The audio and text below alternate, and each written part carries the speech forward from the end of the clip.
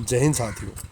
आशा करता हूँ कि आप सब बजरंगबली के आशीर्वाद से ठीक होंगे और स्वस्थ होंगे। आज का हमारा टॉपिक है प्राचीन काल इतिहास। आज हम प्राचीन काल इतिहास के बारे में बताएंगे। जिस काल का लिखित साक्ष्य नहीं है उसे कौन सा काल कहते हैं?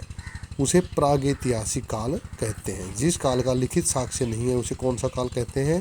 प्रागैतिहासिक काल। प्रागैतिहासिक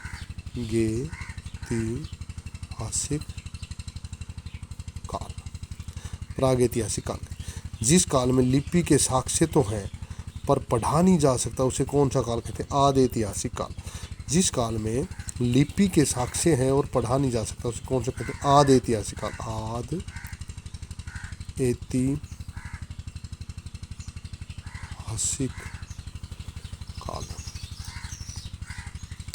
जिस काल में लिपि के साक्ष्य तो हैं पर आदि ऐतिहासिक काल। जिस काल में लिखित विवरण मिलते हैं उसे कौन सा काल कहते हैं? जिस काल में लिखित विवरण मिलते हैं उसे कौन सा काल कहते हैं? उसे कहते हैं ऐतिहासिक काल। ऐतिहासिक काल। जिस काल में लिखित विवरण मिलते हैं उसे कहते हैं ऐतिहासिक काल। प्रागैतिहासिक काल के अंतर्गत कौन सी सभ्यता आती है? प्रागैतिहासिक काल के अंदर पाषाणकालीन सभ्यता आती है। प्रागैतिहासिक काल के अंदर कौन सी सभ्यता आती है?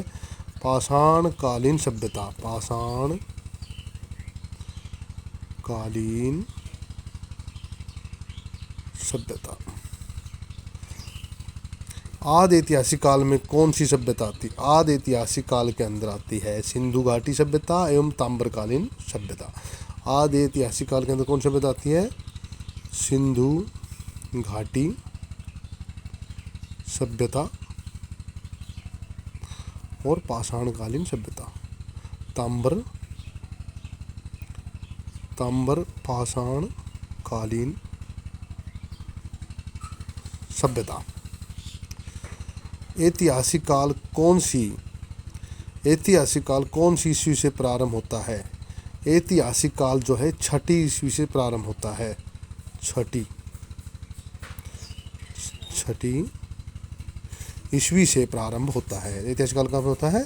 यह 6ठी ईस्वी से प्रारंभ होता है। पाषाण काल सभ्यता का भारत में सर्वप्रथम अनुसंधान कब हुआ?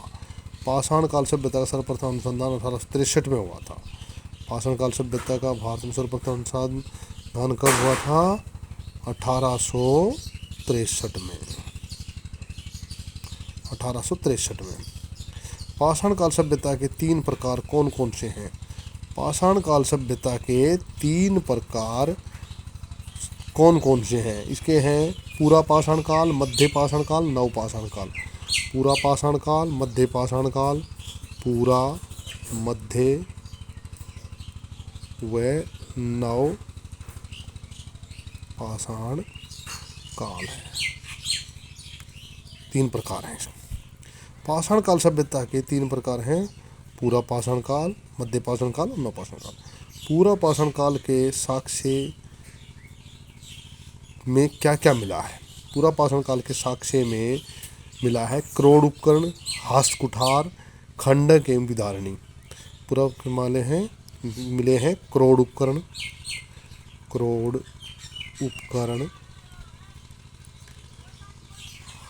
हस्त कुठार और मिला है विदारणी, खंडक और विदारिणी।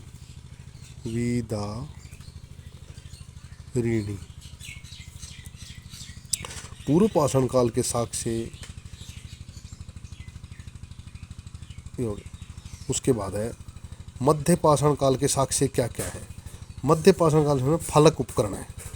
फलक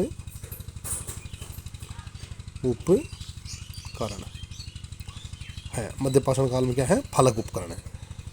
उच्च पूरा पाषाण काल के साक्ष्य में क्या मिला है? उच्च पूरा पाषाण काल के हमने तक्षणी खुरचनी उपकरण मिले हैं। कौन से मिले? तक्षणी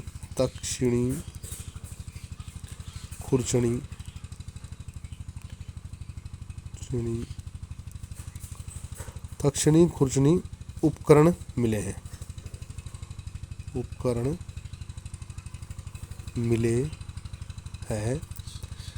यह पंजाब में सोन नदी घाटी में मिले हैं। सोन नदी घाटी पंजाब में मिले हैं। दोस्तों, ये था हमारा प्राचीन काल इतिहास। जिस काल का लिखित साक्ष्य नहीं होता उसे प्रागैतिहासिक काल कहते हैं। जिस काल में लिपि के साक्ष्य होते हैं उसे, जिस काल लिखित साक्ष्य होते हैं और पढ़ा नहीं जा सकता, उसे आदि ऐतिहासिक काल कहा जाता है। उसे आदि ऐतिहासिक काल कहा जाता है। जिस काल में लिखित विवरण मिलते हैं और उसे ऐतिहासिक काल कहा जाता है। प्रादि के अंतर्गत कौन सी प्रागैतिहासिक काल के अंदर आती है? पाषाणकालीन सभ्यता प्रागैतिहासिक काल के अंदर आती है। आदि ऐतिहासिक काल के अंदर सिंधु घाटी सभ्यता और ताम्रपाषाण काल सभ्यता आती है। ऐतिहासिक काल में 6ठी शताब्दी ईस्वी में प्रारंभ हुआ था। ऐतिहासिक काल 6ठी शताब्दी में प्रारंभ हुआ था। पाषाण काल सभ्यता का भारत में सर्वप्रथम अनुसंधान 1863 ईस्वी में हुआ था।